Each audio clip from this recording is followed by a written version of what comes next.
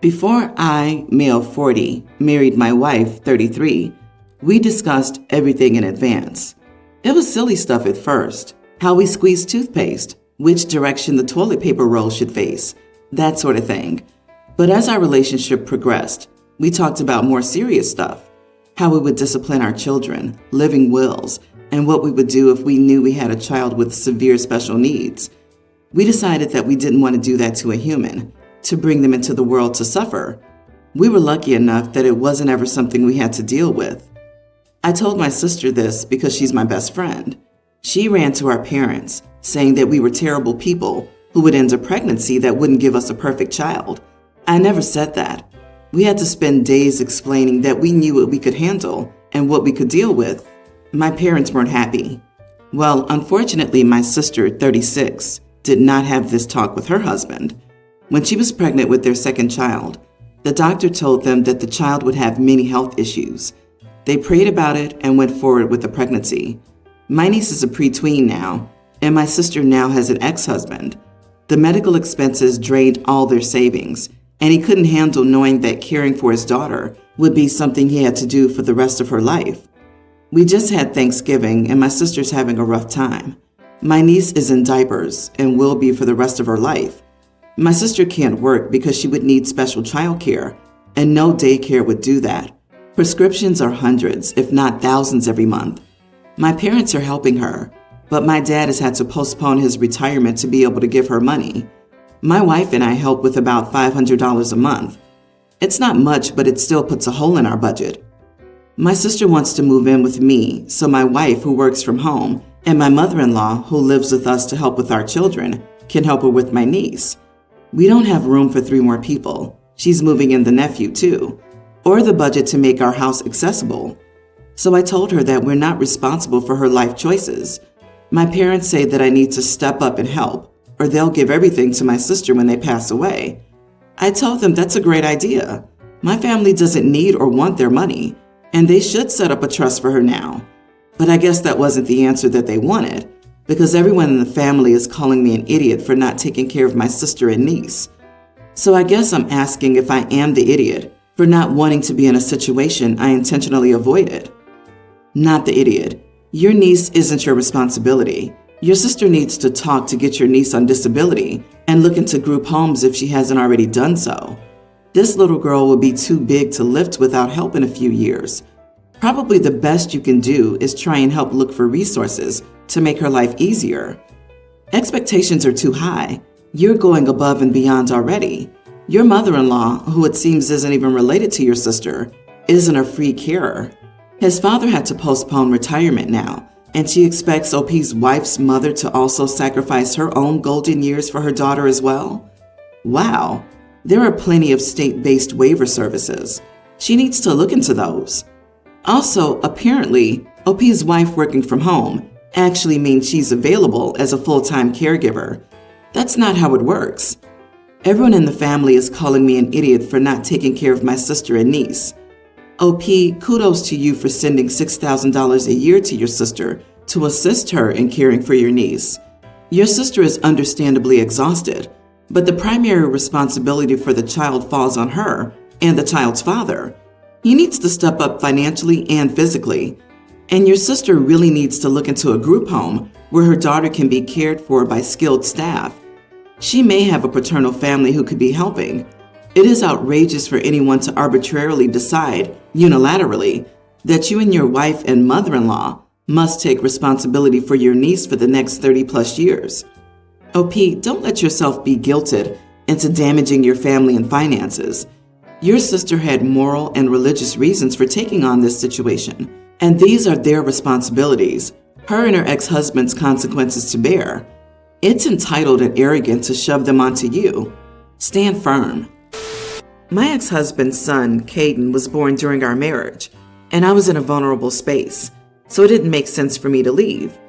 Caden's mother got institutionalized a few months after his birth, and my ex got full custody. Now, I wasn't a mom to him at all, just a responsible adult who cooked meals for him, kept him safe, and looked after him when he was sick. I finally left my situation when Caden was a toddler, and I still babysit Caden sometimes because I'm the only one he feels comfortable with. other than his daddy. Now, after struggling with infertility for years, I had a surprise baby with my friend Will. It was a shock to both of us, but we decided to embrace the gift and co-parent together.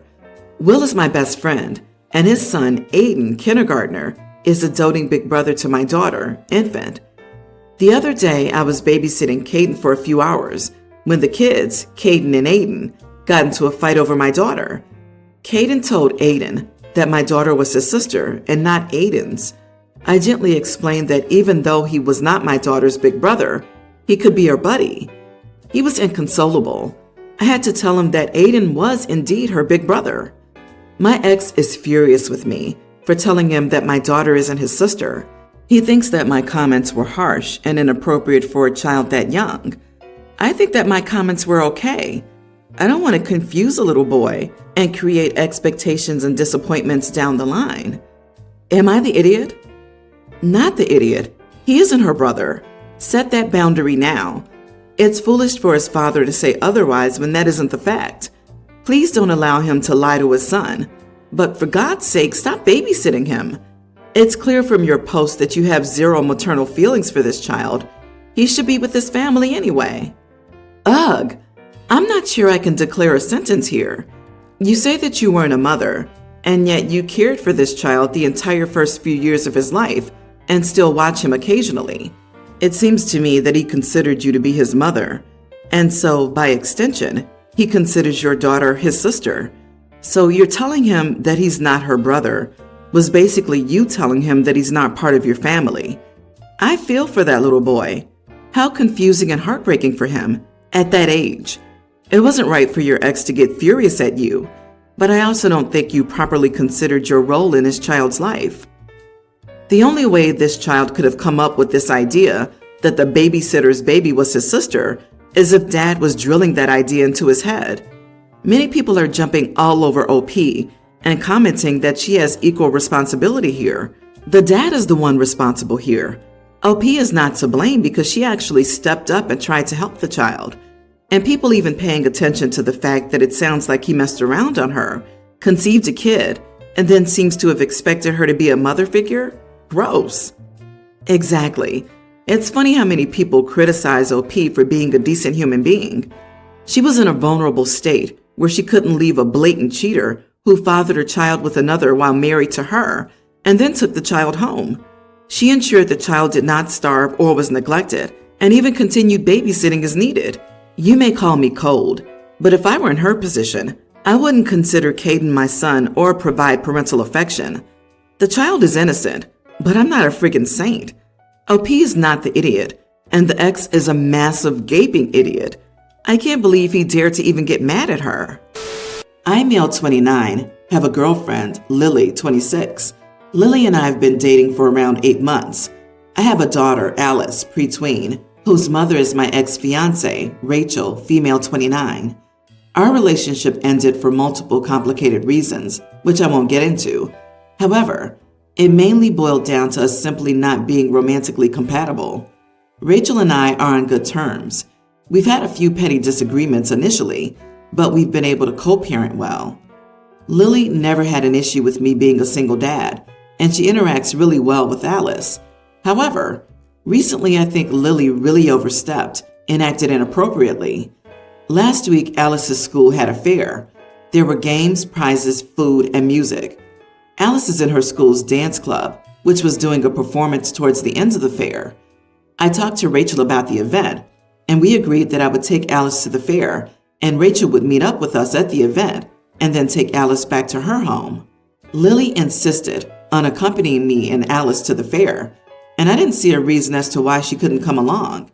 However, Rachel didn't meet up with us when she agreed to.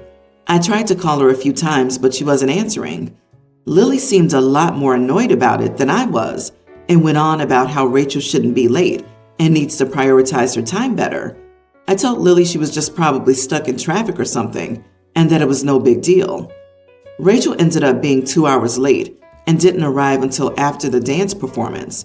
She said that her boss made her stay behind past the time she was supposed to finish and was apologetic. Rachel is usually on time. I will admit that Alice was pretty disappointed, but these things happen. Lily was fuming angry and confronted Rachel in front of Alice. She accused Rachel of not caring about her child and being hopelessly disorganized. Lily told Rachel that her own mother was like her and that she hated her for it. I tried to calm Lily down and prevent an argument, but Rachel started yelling at Lily and said that she has no right to criticize her and that she wasn't Alice's parent. They got into a screaming match and caused a huge scene. Alice started crying, and Rachel eventually took Alice to her car and left. I took Lily home, but I was really angry with her. I talked to Lily the next day when she was calmer and told her that she had majorly overstepped her bounds and that she owes Rachel an apology. Lily seemed surprised that I'd say that and said that Rachel was blatantly in the wrong and that she should have been more organized and prioritized her child. I told Lily that didn't matter and that she behaved inappropriately. Lily was really mad that I didn't take her side and has been very cold towards me.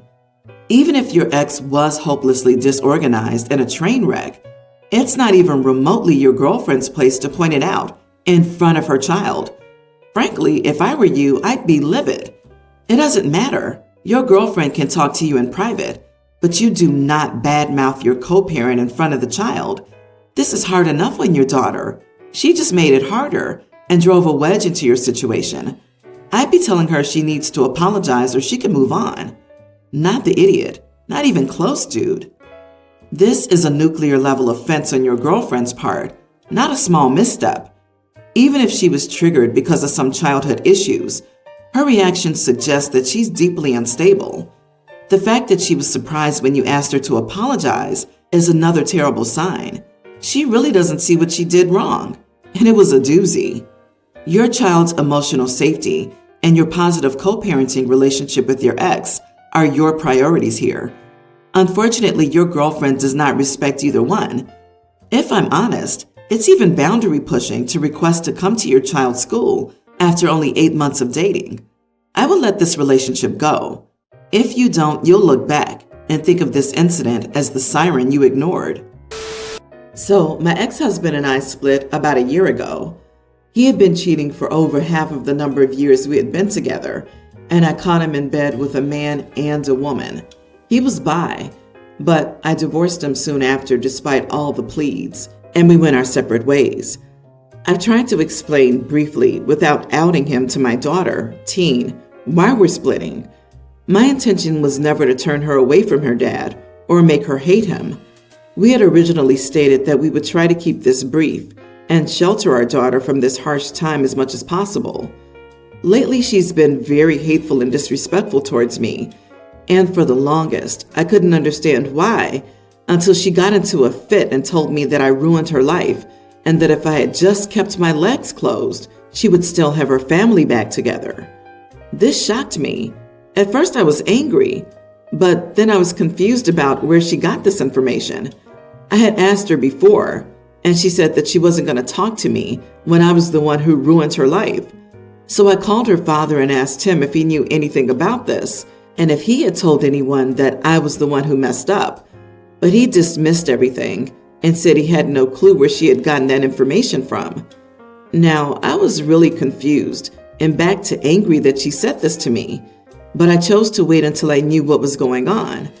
I tried talking to her multiple times, but she continued to shut me down and say that I ruined her life. I'm a terrible mom. I chose myself above her family, and I'm the only one to blame for her not having a mom and dad together. So I reached out to all family and friends to see if they had said anything that would lead to this as well. Now, I'm not proud of this, but I saw a message come up on my daughter's phone, and I peeked at it. The message read, "I know, sweetie, just 3 more days," and it was from her dad. So I opened the phone to see tons of messages of the two going back and forth, with her telling him that she was sick of being here. She didn't want to be near me after I did that, and she couldn't believe I would cheat. She's disgusted by me, and her father just agreed and consoled her. I'd asked him multiple times if he knew anything about her behavior, and he said no. He blamed me for no reason. I called him once again after that and messaged him about it when he didn't respond and got left unread. I sat my daughter down and told her that I knew she was angry at me and I had tried to shelter her from this and keep her as far away from this as possible, but I won't be held accountable for actions that weren't mine. I left any and all questions that I couldn't say without his perspective. She was shocked and apologized for her behavior toward me. This wasn't some petty revenge to get back at him, but I can't have my relationship with her ruined either. I'm now getting blasted by all of my family and his for doing this. So, am I the idiot? Not the idiot. And you should screenshot and keep those messages of him turning her against you. That's illegal in many places, as it's parental alienation. Also, keep any messages where he admitted he was the one who cheated and where you agreed not to discuss it with her. Next, I'd consult a lawyer in case he takes this further. Oh man, I actually get furious when the cheaters say their partner cheated and try to get their kids to hate the faithful parent. He's such trash. He's not worth anything. Sweetie, just 3 more days? What a joke he is. Yeah, your ex opened that can of worms. You just set the record straight. I respect the fact that you tried to shield your daughter from the reasons behind the split. Too bad your ex-husband had no such respect for her. He should have kept his mouth shut if he didn't want her to know. No idea why your family would give you a hard time defending yourself when you were the wronged party. Has he fed them lies as well? However, how you want your co-parenting to go depends on how you handle this. Setting the record straight was important to do, but I think all 3 of you need to sit down and talk through this so that she can feel that she is as close to a true story as possible. I've been struggling my entire pregnancy to keep food down, and I lost too much weight initially. Things are getting better now, but everybody, especially my husband, is overly concerned about my eating habits, but it's only making it harder for me to eat. We live with my in-laws, and so I usually have breakfast and lunch with my mother-in-law and sister-in-law. I've stopped having meals with them though, as they update my husband on how much I've eaten at each meal, which usually leads to him telling me that I need to eat more. I asked them to stop, but it didn't help. I've started lying and claiming I'm tired, so they'll send food to my room instead. My husband asked me to stop doing this, as his mother's upset that I'm avoiding them, and they're all worried about my health. I've refused, so he's been having both meals with me in our room for the last few days. We keep arguing over this, and I know it's a huge inconvenience for him to take time out of work to eat with me. So, am I the idiot for continuing to refuse to eat my meals with them? Not the idiot. That's some deranged boundary breaching right there. They deny your autonomy to a really weird level. It sounds like your in-laws and your partner need to understand that you're a person deserving of respect, not just a walking baby-growing apparatus. Your husband will need to advocate for you throughout your pregnancy and labor, let alone when you're parents.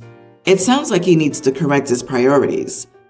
They're doing it because your husband has asked them to do it. It's a form of control he's trying to subject you to. If he was on your side, he would have told them to stop the first time and that their behavior is out of line. Subsequent reports would be met with anger toward them for monitoring your food intake against your and his will. Instead, you're in an abusive marriage with a partner who has a toxic abuse-enabling family.